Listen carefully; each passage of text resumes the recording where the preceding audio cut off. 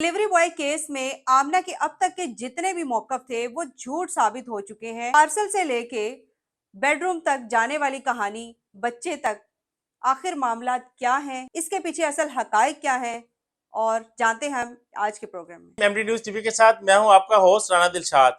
आज हम बात करेंगे सोशल मीडिया के मशहूर तरीन डिलीवरी बॉय मर्डर केस के बारे में। मेरे साथ मौजूद हैं एंकर पर्सन सहमा शहजाद, जिन्होंने पहले दिन से डिलीवरी बॉय केस को कवर किया। अस्सलाम वालेकुम जी। वालेकुम सलाम। सहमा, मुझे बताइएगा, आपने चूंकि ये सारी स्टोरी कवर की है पहले दिन से लेके आज तक, आज इसको 2 माह गुजर गए हैं, आप क्या समझती हैं कि रईस का और फरहान का कसूर क्या था इसमें? रईस का और आमना का कसूर जो है वो इसमें ज़्यादा था बनिस्बत फरहान का। उसका भी था कसूर। शुरू तो फरहान से होती है ना कहानी, जिसने अपनी बीवी को इस नहज पे ले आया कि वो किसी गैर मर्द के साथ ताल्लुक बनाए और उसको अपने बेडरूम तक आने की इजाज़त दे। इस वीडियो पर आने से पहले हमारे चैनल को सब्सक्राइब कर दें, लाइक कर दें और बेल आइकन के बटन को दबाना मत भूलिएगा ताकि हमारी हर आने वाली नई वीडियो का नोटिफिकेशन आप तक पहुंच सके। जितने भी इंटरव्यूज दिए हैं कहीं पे भी उसका एक बयान नहीं है। हर 2 मिनट बाद वो अपनी बयान चेंज कर रही होती है, कभी रो रही होती है, कभी हंस रही होती है। इसी तरह उसने कैमरे के पीछे भी बहुत सारी बातें की, डिस्कशन की, तो उसी में उसने बताया कि जो मेरा हस्बैंड है, मैंने उसे कहा ना कि तुमने ये कदम उठाया, अपने हस्बैंड को क्यों नहीं बताया कि तुम्हें कोई बंदा रॉन्ग कॉल्स करता है। उसने कहा मुझे डर लगता था। मुझे डर लगता मुझे था। डर लगता था। अब कोई बीवी अपने शौहर से क्यों डरेगी? जब बच्चे 3 पैदा कर लिए हैं तो तब नहीं उसको डर लगा, या तब नहीं उसको अपने शौहर से कोई हिचकिचाहट हुई। अपने शौहर के साथ उसकी आपस में दोनों मियाँ बीवी की कम्युनिकेशन नहीं थी। दोनों को रिश्ते के दरमियान इतना फासला था कि वो उससे कोई बात खुल के नहीं करती थी। दूसरी बड़ी बात, उसने कहा जब से मेरा छोटा बच्चा, जो 2.5 साल का बच्चा जो उसकी गोद में था, उसने कहा कि ये जब से पैदा हुआ है, जब से बल्कि मेरी पेट में पड़ा है, तब से लेके अब तक ये बंदा मेरे पास नहीं आया। मतलब इसने मुझे कोई बीवी समझा ही नहीं। अच्छा, 3 साल से हम्म। उसके रिलेशन में थी, नहीं थी? नहीं। ये आपको बताया आमना ने? जी, ये सिर्फ मुझे नहीं, और भी बहुत सारे नुमाइंदे हैं जिनसे उसने ये ऑफ द कैमरा बात की कि 3 साल से, 3.5 साल से इस बंदे ने मुझे कभी बीवी समझा ही नहीं, और इसको पता ही नहीं, ये बॉदर ही नहीं करता मैं किससे बात कर रही हूँ, किससे नहीं कर रही। तो जाहिर सी बात है, ऐसे मामला थे तो ये नौबत आई है ना कि वो डिलीवरी बॉय से बात भी कर रही है, रईस को घर भी बुला रही है, सब कुछ हो रहा है, और फरहान को पता ही नहीं। उसके भटकने की वजह जो थी वो फरहान था। बिल्कुल फरहान था। उसने अगर अपनी बीवी के साथ क्लोज होता तो ये नौबत ही ना आती। वो कैसे भटक, फिर आप ये देखिए कि जो उनकी सीडीआर रिपोर्ट है, जो उनकी लोकेशंस हैं रईस की और आमना की, वहां से भी ये डाटा इकट्ठा किया गया है कि दोनों 3-3 घंटे, 4-4 घंटे 5 स्टार होटल्स में जाके मिलते थे और वहां पे टाइम स्पेंड करते थे। और रईस के भाई ने भी बताया कि ये मेरे भाई के साथ फिजिकल रिलेशन में थी। और ये आपने बहुत बड़ा इंकशाफ किया पहली दफा ऑन दी कैमरा हम्म। कि 3 साल से फरहान और जो आमना थे ये फिजिकल रिलेशन में नहीं थे। हम्म। इसी दौरान वो भटक गई। क्या इसमें ज्यादा कसूर आप आमना का समझती हैं या फरहान का समझती हैं? कसूर तो दोनों का ही है। देखें, अगर मर्द आपको तवज्जो नहीं दे रहा, आपका शोहर आपको टेम्परली इस तरह से कर रहा है, इग्नोर कर रहा है इग्नोर आपको? कर रहा है, आपके ऊपर फोकस नहीं कर रहा, तो इसका हरगिज मतलब नहीं है कि आप बहक जाएं, आप अपने बच्चों पे तवज्जो ना दें। एक शादीशुदा औरत, बच्चों की माँ जो होती है, उसके पास 100 बहाने होते हैं अपने आप को बिजी करने के। तो इसका ये मतलब भी नहीं है कि आप किसी और मर्द की तरफ मतवज्जो हो। अगर वो घर पे तवज्जो नहीं दे रहा, बीवी बच्चों पे तवज्जो नहीं दे रहा, तो इसका मतलब यही है कि जो इतने घंटे वो बाहर गुजार रहा है तो उसकी अटेंशन कहीं और है, कहीं और होगी। और इस बात का आमना को भी इल्म होगा कि मेरा शौहर जो है वो कहीं और मुंह मार रहा है, तो तभी उसने भी कहा कि अगर मैं भी मार लूंगी तो इससे क्या फर्क पड़ता है। तो ये दोनों की गलती है। फरहान ने भी बाहर टाइम स्पेंड किया या करता होगा, तो बीवी को भी पता होगा कि मेरा शौहर इसके साथ बातें कर रहा है, उसके साथ कर रहा है, तो मैं कर लूँ तो क्या फर्क पड़ता है। मोबाइल की फोरेंसिक हुई है, लैपटॉप की फोरेंसिक हुई है, उनका डीएनए हुआ है, उससे बहुत सारे इंकशाफात हुए हैं। रईस का भाई जो है अली, उसका कहना है हम्म। कि इसके पेट में जो था बच्चा वो रईस का बच्चा है। जी बिल्कुल, अभी मैंने आपको बल्कि बताया कि इसने कहा कि 3.5 साल से मेरा अपने शौहर के साथ कोई फिजिकल जो है वो ताल्लुक नहीं था। तो अब जो उसका जो भी कच्चा चटा सामने आ रहा है, तो उससे अब आप देख लें कि वो क्या हो सकता है। क्योंकि वो मुतद एंकर से और पुलिस अफसरान से ये ऑफ या हमारे साथ भी ऑफ द रिकॉर्ड तो बहुत सारी बातें कर चुकी है। बिल्कुल, बहुत सारी। लेकिन ये बहुत बड़ा एक इंकशाफ है जिसकी वजह से फरहान भी उसको तलाक देने तक की बात करने लगा है। बिल्कुल बेसिक रीजन ही यही है ना कि उसको पता है कि मैं तो अपनी बीवी के साथ मेरी कोई वो कनेक्शन ही नहीं था, तो फिर ये जो प्रेगनेंसी है या ये जो भी मामला हैं फिर ये क्या है? तो ये केस ऐसा है जो इस वक्त इतना हाई प्रोफाइल बन चुका है कि इसमें एक एक वो बाल की खाल उखाड़ने वाली बात आ जाती है ना, तो वो चीज़ें चल रही हैं। एक एक चीज़ पुलिस ने भी इन्वेस्टिगेट की, सब कुछ चल रहा है, तो सारा कुछ सामने आ जाएगा कि जो भी प्रेगनेंसी है, बच्चा है, वो कहाँ से है। और ये सारी चीज़ें जो है वो डाटा जो है जो सामने आया ये वो बता रहा है, ये हम लोग नहीं कह रहे।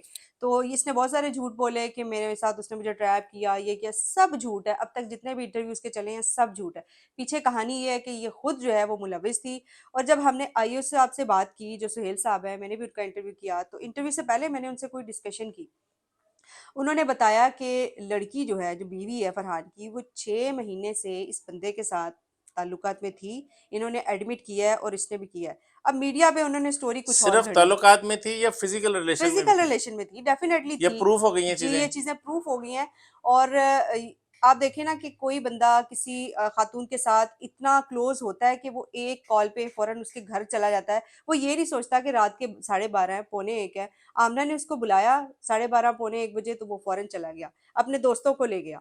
प्लान करके मारा गया या ये गैरत के नाम पर कत्ल था? नहीं, नहीं, गैरत के नाम पे तो अब इसको नहीं कह सकते, क्योंकि जब शौहर को पता चल जाता है, देखिए ना, अब बच्ची आती है ट्यूशन से, तो वो देखती है अपनी माँ को किसी और आदमी के साथ, तो वो फ़ौरन जाके अपने दादा को बताती है। दादा जो है, जो फरहान का बाप है, वो उसी टाइम वीडियो कॉल करके अपने बेटे को बताता है। एज़ इट इज़ वो जो बाप है वो कॉल कर देता है। यहाँ मैं समझती हूँ कि उसके ससुर की भी बहुत बड़ी गलती है, वो इसको किसी और तरीके से भी हैंडल कर सकता था।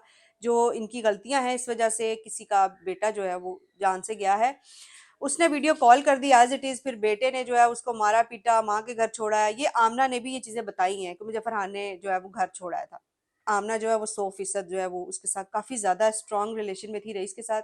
जब हम लोग इंटरव्यू कंडक्ट करने लगे थे, उससे पहले कुछ और भी सहाफ़ी वहाँ पे मौजूद थे। किसी ने उससे सवाल किया कि आमना, आप मुझे ये बताएँ कि अगर वक़्त पीछे चला जाए, अभी वक़्त पीछे चला जाए, तो आप क्या करेंगी? यकीन करें कि वो फूट-फूट के रोने लगी। वो इतना रोई उस टाइम, मुझे लगा कि अब इसको रईस की याद आ रही है। उसको वो टाइम याद आ रहा है जो उसने उसके साथ स्पेंड किया हुआ है। रोना शुरू हो गई, ऐसे आँसू बहाना शुरू हो गया और साथ ही कहने लगी, मैं सबसे पहले फरहान की अम्मी को बताऊँगी कि उसको मना करें। फरहान को मना अच्छा। करें कि वो ऐसे कदम ना उठाए। इसका क्या मतलब है कि फरहान ने उसको धमकी लगाई होगी कि तुमने जो मेरे साथ बेवफ़ाई किया है, तुमने अच्छा नहीं किया, मैं तुम्हें भी मारूँगा और अब मैं रईस को भी नहीं छोड़ूँगा। आमना रईस को बचा सकती थी उस वक्त जितना उनको टाइम मिला प्लान करने में? बिल्कुल, अगर देखें ना, शौहर के साथ तो उसने किया ही है, बेवफ़ाई तो की है, लेकिन वो उस लड़के के साथ भी उसने बेवफ़ाई की है। जब उसको घर बुलाया है, तो उस वक़्त भी टेरेस पर फरहान ने आके झाँक के देखा है कि रईस आ रहा है, और गेट भी आमना ने ही खोला है।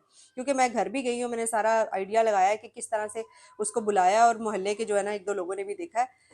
आमना ने ही दरवाज़ा खोला है। अगर वो उसके साथ फेयर होती, सच्ची होती, या बंदा कहता है ना कि अपने बंदे से तलाक लेके तुमने उसके साथ ही शादी करनी थी, तो तुम उसको बताओ तो सही कि यार तुम वापस चले जाओ, आज तुम्हारी खैर नहीं है, तुम नहीं, वो चले उस जाओ। दिन उस दौरान भी बता सकती थी जब फरहान उसको उसकी माँ के घर छोड़ के वो आया। बता उस सकती दौरान थी, बचा सकती थी, अगर बिल्कुल। वो फरहान के साथ वाकई इश्क करती हम्म। तो उसको बचा सकती थी कि भी फरहान ना ना मैं पकड़ी गई हूँ, ये मामला है। अगर वो रईस के साथ सिंसियर होती, जिस दिन वो पकड़ी गई थी रईस के साथ, जाहिर सी बात है लड़के को भी खौफ तो होगा ना। अब तो वो चला गया, उसको भी डर होगा कि हम लोग पकड़े गए हैं, पता नहीं क्या होगा, तो बाद में इनकी बात भी हुई होगी। उसने उसको बताया ही नहीं। बता सकती थी कि अब तुम्हारी खैर नहीं है, मैंने तो झूठी कसम खा ली है कुरान उठा के, लेकिन अब तुम्हारी खैर नहीं है, तो बता सकती थी, लेकिन उसने उसको नहीं बचाया। अपने आप को बेगुनाह साबित करने के लिए उसने अपना जो है ना कुरान तो उठा लिया, अब उसने बेगुनाही साबित करने के लिए उसको मरवा दिया शोहर के साथ में। लेकिन ये सोचें, ठीक है तुम बच जाओगी, तुम्हारा शोहर भी बचेगा, लेकिन जो जिल्लत तुम्हें पूरे जमाने में मिली है ना, क़यामत तक ये कभी कम नहीं होगी, बल्कि इससे ज़्यादा तुम्हें। और जो बच्चों की ज़िंदगी तबाह हुई है वो अलग हुई है। फरहान की भी ज़िंदगी ख़राब हुई है, उसने अपनी भी की है, किसी के बच्चे की भी ज़िंदगी, फिर आगे जिसके साथ उसका निकाह हुआ था उस लड़की की भी ज़िंदगी ख़राब हुई है। देखिए ना, उसके ऊपर भी धब्बा लग गया निकाह का। तो बच्चों की ज़िंदगी बहुत ज़्यादा मुतासिर हुई है, उनका जो फ्यूचर है वो ख़राब हुआ है, उनकी जो मेंटालिटी है, शख्सियत है, वो मस्क कर दी है इस औरत ने। वो बड़े होके क्या कहेंगे, क्या मुआशरे में नहीं, उनका इस मकाम है? अब मौजूदा वक्त में जब वो स्कूल जाएंगे क्या बताएंगे, मेरी माँ ने क्या किया, मेरे बाप ने क्या किया? अभी से लेके फ्यूचर तक, वो जब तक परवान चढ़ेंगे, उनके ज़हन पे ये जो चीज़ें नक्श हो गई हैं, ये कभी नहीं मिट सकेंगी। यही इनकी पर्सनैलिटी को तबाह करेंगी। अच्छा, जो जेल में इस वक्त मामला चल रहे हैं हुँ। आमना के साथ और फरहान के साथ, और इनको इनके आपस के भी जो रिलेशन है ये भी बड़े डिस्टर्ब है, आपस में भी ये लड़ रहे हैं। इसके बारे में क्या आपके पास खबर है? बिल्कुल खबर है और अभी तक की जो भी खबरें हैं वो यही है कि जो आपस में इनका रिलेशनशिप है ना वो तो पहले दिन से ही सबको पता था कि अब ये कभी भी एक हो नहीं सकते क्योंकि टूट इतना गया वो। टूट गए बिल्कुल। लेकिन उसने मीडिया में इस चीज का कन्फेस नहीं किया। हाँ, बिहाइंड द कैमरा और जो जेल में जब अब ये लोग चले गए हैं तो अब वो चीख रहा है, वो भी कह रहा है कि मैंने इसके साथ नहीं रहना। और जो बच्चे हैं वो तो हुए ही हैं, मतलब वो कभी इधर दर बदर हो गए हैं। तो डेफिनेटली अब जो इनकी डाइवोर्स की खबरें हैं वो भी चल रही हैं कि वो इसको अब छोड़ देगा।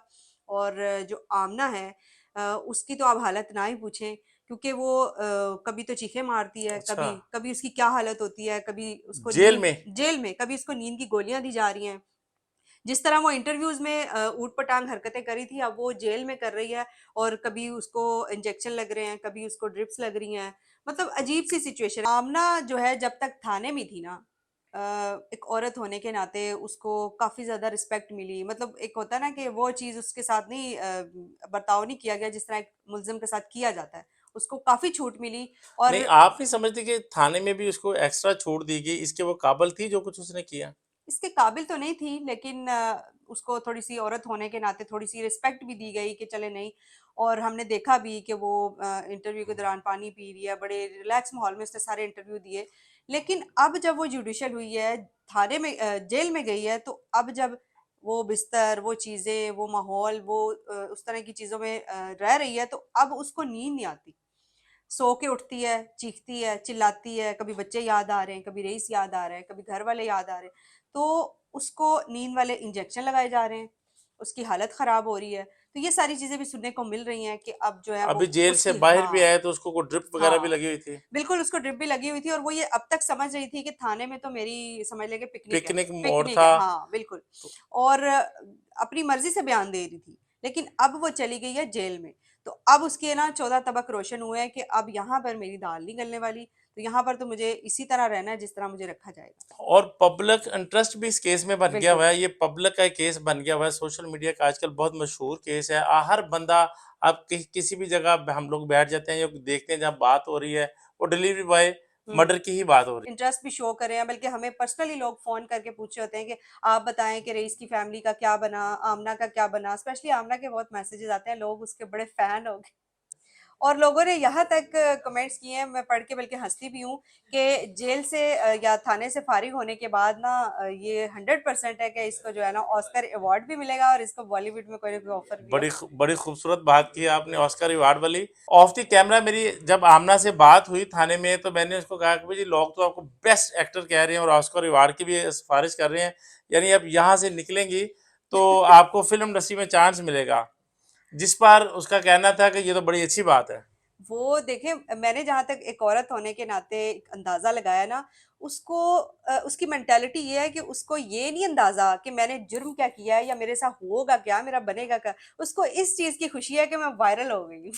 नहीं, इसकी वायरल होगी लेकिन उसको इस चीज का अंदाजा है कि भाई मैंने नहीं मारा, हाँ, उसको मरा यही है है। रईस, मरा है, हाँ। सजा मिलेगी फरहान को फरहान को मिलेगी। मिलेगी। उसको पता है मैं छूट जाऊँगी, मैंने चले जाना है, मेरा तो कुछ नहीं बनना।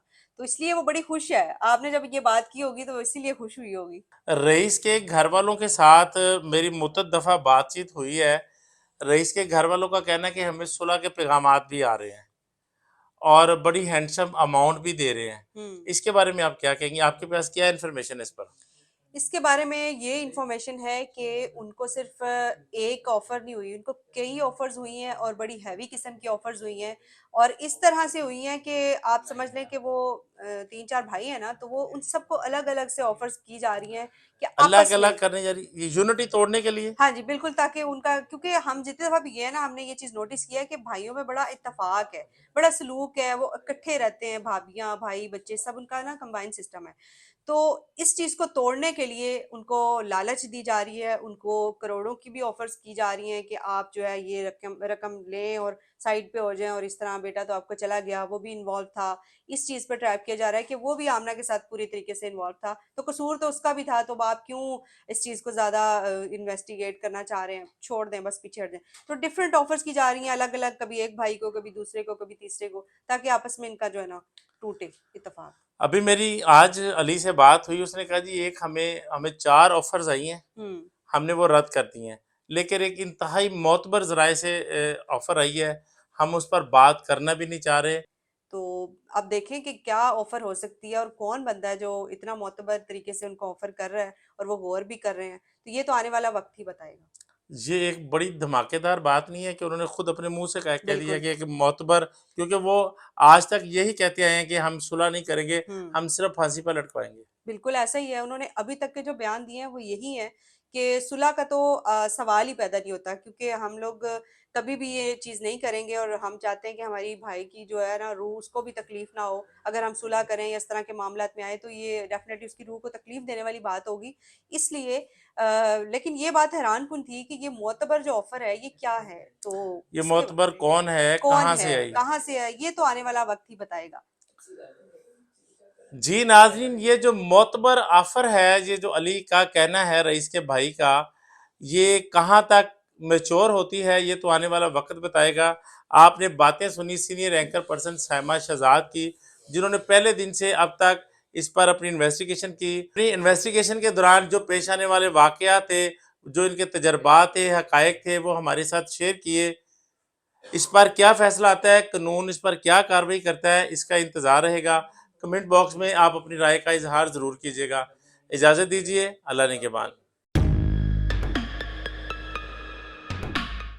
व्यूअर्स, वीडियो पर आने से पहले हमारे चैनल को सब्सक्राइब कर दें, लाइक कर दें और बेल आइकन के बटन को दबाना मत भूलिएगा, ताकि हमारी हर आने वाली नई वीडियो का नोटिफिकेशन आप तक पहुंच सके।